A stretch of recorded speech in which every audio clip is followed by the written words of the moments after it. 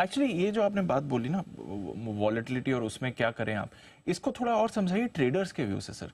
क्योंकि अगर आप ट्रेड करना चाह रहे हैं, कंपल्सिव ट्रेडर, कुछ आप वैसा कहते हैं कि कुछ दिन लर्निंग के होते हैं, कुछ दिन नहीं भी करेंगे तो क्या फर्क पड़ता है, बट फिर भी लोग जो ऐसे बाजार में ट्रेड करना चाह रहे हैं वो क्या करें, क्योंकि इतनी जल्दी रिवर्सल होता है, इतने बड़े अप्स एंड डाउन हो रहे हैं, क्या होगा? ऑनेस्टली आप मुझे पूछेंगे तो मैं कहूंगा ये मार्केट ट्रेड करने के लिए अच्छा है। अच्छा। मैं मना नहीं करूंगा। मैं ट्रेड करने के लिए कब मना करता हूँ? मैं ट्रेड करने के लिए तब मना करता हूँ जब मार्केट एक्सटर्नल फैक्टर से डिसाइड हो, खबरों से डिसाइड हो, है ना, कि इजराइल ईरान कितना लड़ेंगे, रशिया यूक्रेन क्या होगा, है ना, कोई बड़ी फेड की मीटिंग हो रही है, इस तरह की जो बड़ी इवेंट होती है तब मैं ट्रेड करने के लिए मना करता हूँ, जिसका आपको पता नहीं कि कुछ भी इधर उधर हो सकता है, राइट। उसके अलावा आप ट्रेड करो। उसके अलावा वॉलेटिलिटी तो ट्रेडर की फ्रेंड है। अगर आपको मैं कहूँ दिन भर में 100 पॉइंट की रेंज निफ्टी की है, आप क्या ट्रेड करके उसमें बड़ा पैसा बना लोगे? 100 पॉइंट अगर दिन भर में है, 25 इधर के छोड़ दो, 25 उधर के छोड़ दो, आप ऐसे तिरंदाज तो हो नहीं कि टॉप में ही बेचोगे बॉटम में ही लोगे, करेक्ट। 50 पॉइंट तो आपको ऐसे गए, और उस 50 पॉइंट में आप क्या निकाल लोगे? आप बकेट भर के गए थे, मग्गा भर के निकाल के लाए, वैसा हाल है। वो भी निकाल लिया तो निकाल लिया। सो इसलिए वॉलेटिलिटी होगी तो ही आपका पैसा बनेगा इंट्राडे ट्रेडर्स के। और वॉलेटिलिटी पिछले 2 दिनों से 300 पॉइंट की मिल रही है। अब ये है कि आपको खेलना आना चाहिए। कैसे? 2 तरीके हैं जी। इस मार्केट को ट्रेड करने के 2 तरीके। पहला, या तो आप ट्रेंड के साथ रहे और ट्रेंड है सेल ऑन राइज, उछाल आया आप बिकवाली कीजिए। लेवल्स आप डिसाइड कर लीजिए कि मुझे कहाँ बेचना है, 1 टुकड़ों में या 2 टुकड़ों में, इन लेवल्स पे बेचना है। जैसे हमने कल कहा भी कि आपके लिए बेचने का मौका है 850 950 की रेंज में 2 टुकड़ों में बेचिए। 975 का हाई बना है तो 1-2 टुकड़ों में आप, या 1 टुकड़ों में, जैसा भी वो कमेंट्री के हिसाब से, लेवल के हिसाब से। तो एक तरीका तो है। दूसरा तरीका है कॉन्ट्रा ट्रेड करें। पैनिक आएगी, उस समय लगेगा गया गया गया खत्म, लेकिन वहां लेना है। रिकवरी आएगी, ऐसा लगेगा करेक्शन पूरा बॉटम बन गया, भागो, वहां से घूमेगा। वो हिम्मत का काम है, वो हर एक से नहीं होगा। दोनों ही चीजें, बेच के ट्रेड करना सबको नहीं आता, कॉन्ट्रा ट्रेड करना सबको नहीं आता, लेकर ट्रेड करना सबको आता है।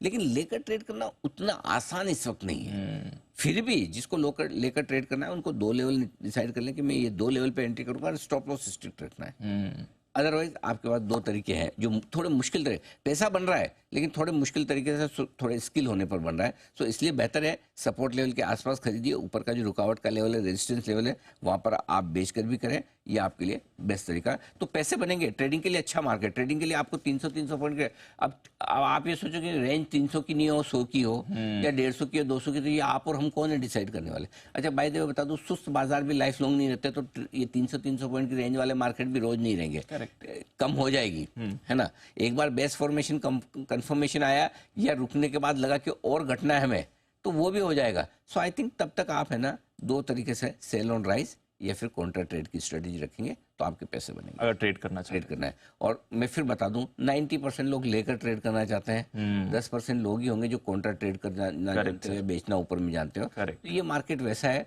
उन लोगों के लिए जो, अगर आप 10% में हैं या 10% में आना चाहते हैं, वो आपके ऊपर है। ठीक है। रहा सवाल इन्वेस्टर्स का। इन्वेस्टर्स को वेट एंड वॉच वाली सिचुएशन में रहना चाहिए। हमने पहली इंस्टॉलमेंट आपको बताई दी, 24,750 24,850 की रेंज में आपको पहली इंस्टॉलमेंट डाली है, लगभग इन लेवल्स के आसपास डालिए। दूसरी इंस्टॉलमेंट का थोड़ा सा इंतजार करें, या तो मैं 24,000 के आसपास या 24,400-500 आया तो वहां पर डालने के लिए कहूँगा। ठीक है, वहां हम देखेंगे क्योंकि रियल सीजन आगे किस तरह से बढ़ता है। अब एक चीज, थोड़ा सा उसमें वक्त है, एक चीज क्लियर है, आपको पैसा सिर्फ अच्छे नतीजों वाले शेयरों में लगाना है, क्योंकि ये रिजल्ट सीजन ना बाजार को बड़ा परेशान कर रहा है। नॉट दैट कि रिजल्ट्स खराब आ रहे हैं, उस वजह रिजल्ट पहली और आखिरी बार खराब नहीं आ रहे, कई कंपनियों के आए हैं, राइट। ये कोई ऐसा रिजल्ट सीजन नहीं जो मतलब सबसे घटिया हो, थर्ड क्लास हो, कि ऐसा हमने कई सालों में नहीं देखा ना। लेकिन इस समय क्या है, मार्केट को खराब सुनने की इच्छा और आदत नहीं है। जिन वैल्यूएशंस पे आप है, जिस तरह से चाइना इधर मुंह खोल के बैठा है, इधर एफआईज बेच रहे हैं, और जो वैल्यूएशंस पे आप है, वहां गलती की गुंजाइश नहीं है। Correct sir. तो इसलिए रिजल्ट सीजन में जरा भी नंबर्स खराब हो रहा है, कोई टाटा कंज्यूमर ऐसा नहीं कि 10% गिरने जैसा खराब रिजल्ट है, या इंडिया मार्ट 20% गिरने जैसा रिजल्ट है, या बजाज ऑटो 15% घट जाए, लेकिन रिएक्शन बहुत एक्सट्रीम आ रहा है मार्केट का। इसका मतलब क्या है, मार्केट गलती के मूड में है, जो गलती करेगा उसकी पिटाई होगी, डांटनी पड़ेगी। होता है कोई क्लास में अलग अलग तरह के टीचर होते हैं। एक टीचर आता है खाली आंख दिखाता है, सीधे सब बैठो। चुप हो जाते हैं। दूसरा ये खाली जोर से बोलता है। तीसरा सीधा, मतलब मान लो ये टीचर तो सीधा पिटाई लगाएगा। करेक्ट। तो पंगा लोगे ही नहीं। ये वाला रिजल्ट सीजन है ना, वो सबसे स्ट्रिक्ट टीचर की तरह है, राइट। जो सीधा ठोकता है एकदम, हाथ लाओ, है ना, मौका नहीं देता। भले वार्निंग कुछ नहीं। उसका कैसा है, ये बदमाश बच्चे ऐसे मार पीट के सुधरेंगे। ये वो वाली स्कूल से आते हैं कि ये थॉट प्रोसेस है। सो ये रिजल्ट सीजन में एक चीज क्लियर है, जहां भी खराब रिजल्ट थोड़े भी हैं, उनकी पिटाई उससे ज्यादा हो रही है।